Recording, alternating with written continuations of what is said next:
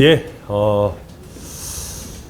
지금 물론 탄핵의 신속한 표결 절차가 무엇보다 중요합니다. 그렇지만 이 정도로 중차대한 위헌적인 비상계엄, 내란이 있었다면 국회가 할 수 있는 모든 권능을 동시다발적으로 총동원하는 것이 필요합니다. 그리고 탄핵이 의결된 이후에 결국 자료와 증거가 있어야 헌법재판소가 인용 결정을 하는 데 도움이 되기 때문에 아직까지 최대한 초동적인 자료가 남아 있을 때 신속하게 국정조사를 하는 것이 필요하다라고 생각해서 저희가 국정조사 제안을 하게 됐습니다. 제가 알고 있기로는 조국혁신당과 민주당도 국정조사의 필요성에 동감하고 있다고 생각하고, 국민의힘도 지금 내란이라는 말 함부로 쓰지 마라 이런 소리 하고 있는데, 정말 자신 있으면 국정조사에 들어와서 이 비상계엄의 진상을 밝히는 데에는 함께 해야 된다고 생각합니다. 최소한의 양심이 있고 국회의원으로서의 최소한의 사명감이 있다면 저는 국민의힘도 국정조사는 거부하지 못할 것이다, 그렇게 평가합니다. 예, 질문 있으시면 질문 받을까요? 대표님, 오늘 여당에서는 오늘 탄핵 막겠다고 한 데 이어서 일부 의원이 임기 단축 개헌을 제안했는데요. 네. 어떻게 평가를 하실까요? 일주일 전에 얘기했었어야죠. 임기 단축 개헌론은. 국민의힘 소장파 의원들의 고뇌는 이해합니다. 그런데 내란 수괴는 결정권이 없습니다. 내란을 일으키기 전이었다면 임기 단축 개헌은 꺼낼 수 있는 카드였고 저희 개혁신당도 박수를 쳤을 겁니다. 그런데 내란죄의 수괴가 된 이상 자진해서 당장 하야하거나 아니면 끌려 내려와서 처벌을 받아야 됩니다. 그래서 저는 국민의힘의 소장파 의원들도 이 사태의 중대성과 위헌성을 이해하신다면 내란죄의 수괴인 윤석열에게 선택권을 주는 것보다는 국민의 대표인 입법부가 선택권을 가지는 탄핵 표결에 함께 적극적으로 동참해 주시기를 저는 부탁하고, 그렇게 할 만한 역량과 어떤 소양이 있는 분들이라고 믿고 있습니다. 7일날 대통령 탄핵안 표결하게 되는데, 네. 이준석 대통령 직전에 6명 정도 이탈할 거다 이렇게 예상하면 좀 추가로 설득자가 꼭 계실까요? 네, 저희가 여기서 개별 성함을 말씀드리거나 할 수는 없지만 나름대로 설득하고 있고, 다들 내심으로는 이게 정말 위헌적 비상계엄이고 내란이고 탄핵해야 되는 사유다라는 거 이해하고 계시는 분들 많을 겁니다.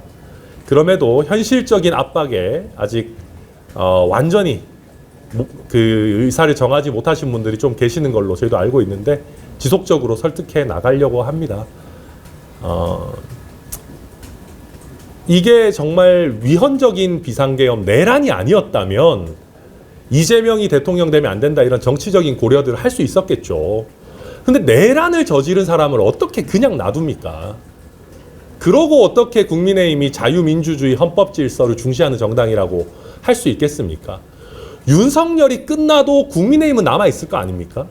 저는 그렇게 우리 국민의힘 의원들께 설득하고 있고, 또 조속하게 물론 표결 이유겠지만 국정조사가 진행되게 된다면 탄핵에 찬성한 국민의힘 의원들도 이 진상을 알면 알수록 정말 이게 위헌적인 내란이었구나라고 아실 겁니다. 국회에 헬기가 들어오고 특전사가 투입되고 국회 유리창을 깨고 진압하고 대법원에 가고 중앙선관위에 가고 이 내란이지 않습니까? 저는 조금 더 정론적으로 원칙적으로 국민의힘 의원들 역사의 죄인이 되지 않도록 잘 판단해 주실 거라 믿고 또 설득해 나가도록 하겠습니다. 이제 국민의힘에서도 일부에서 탈당 요구를 하잖아요, 대통령. 네. 그건 좀 어떻게? 거듭 말씀드리지만 내란죄의 수괴는 결정할 수 있는 권한이 없습니다. 제명을 해야죠. 그리고 국민의힘이 당원들의 정치적 활동에 대해서 관용적인 정당이 아니었지 않습니까? 양두구육하는 양두구육해도 말만 써도 뭐 제명하던 그런 정당에서 징계하던 정당에서 내란에 대해서 관용적인 태도, 내란 수괴에게 선택권을 주는 태도는 맞지 않다 생각합니다. 지금까지 국정조사라든지 이런 거 진행됐을 때 그 거대 양당 중심으로 위원들이 좀 꾸려졌었는데 그래서 계속해서 뭐 개혁신당 입장에서도 소수정당도 참여할 수 있게 해달라고 여러 차례 요구를 했던 걸로 알고 있는데요. 이번에 만약에 이 국정조사가 진행이 된다 했을 때 사실 이거를 가장 처음으로 제기하신 게 개혁신당이신데 거기에서도 만약에 뭐 이런 주도권 이런 게 좀 배제된다고 한다면 이거에 대해서는 다시 또 어떻게 요청하실 건지 좀 궁금합니다. 솔직하게 말씀드리면은 화는 나겠지만 어쩔 수 없습니다. 심지어 저희가 국정조사 특위에 못 들어가더라도 국정조사는 해야 됩니다. 지금 보면 우리가 이게 정말 역사적인 사건이지 않습니까? 뭐 50년 만의 일이고 앞으로 500년 동안 없기를 바라는 일입니다. 여기서 저희가 각 당의 사소한 당리당략, 정치적 계산을 앞세울 때가 아닙니다. 그래서 저희 개혁신당은 당연히 저희 개혁신당은 국정조사 잘할 수 있습니다. 그래서 꼭 들어가기를 바라고 의장을 포함한 많은 분들께 이렇게 요청할 것이고요. 그러나 저희 개혁신당의 정치적인 어떤 뭐 얻고 잃는 것과 상관없이 국정조사는 최대한 신속하게 해야 된다. 그렇게 생각합니다. 예. 탄핵안 표결 때 이탈표를 좀 기대하시는 것 같은데 만약에 국민의힘에서 당원으로 아예 참석하지 않는, 참여를 하지 않는 걸로 나오면 그러면 국민의힘이라는 정당 전체가 내란 부역 정당이 되고 헌법을 유린하는 정당이 되는 것인데 그런 참으로 헌정사에 죄를 짓는 결정을 하지 않기를 기대합니다. 그리고 국민의힘 개별 의원들도 추경호 원내대표가 계엄군은 아니잖아요. 추경호 원내대표가 개별 의원들을 끌고 나가겠습니까? 설마? 총칼로 위협해서 데리고 나가겠습니까? 그게 아니라면 국회의원으로서 본인의 소신과 국민의 판단에 따라서 정말 본인의 양심에 따라서 표결에 참여해야죠. 그렇지 않고 총칼로 위협하지도 않는 상황에서 추경호를 따라서 다 같이 퇴장한다? 저는 그것은 정말 내란에 부역하는 일이라고 생각하고 그러지 않는 의원들 충분히 계시리라고 기대하고 설득해 나가겠습니다.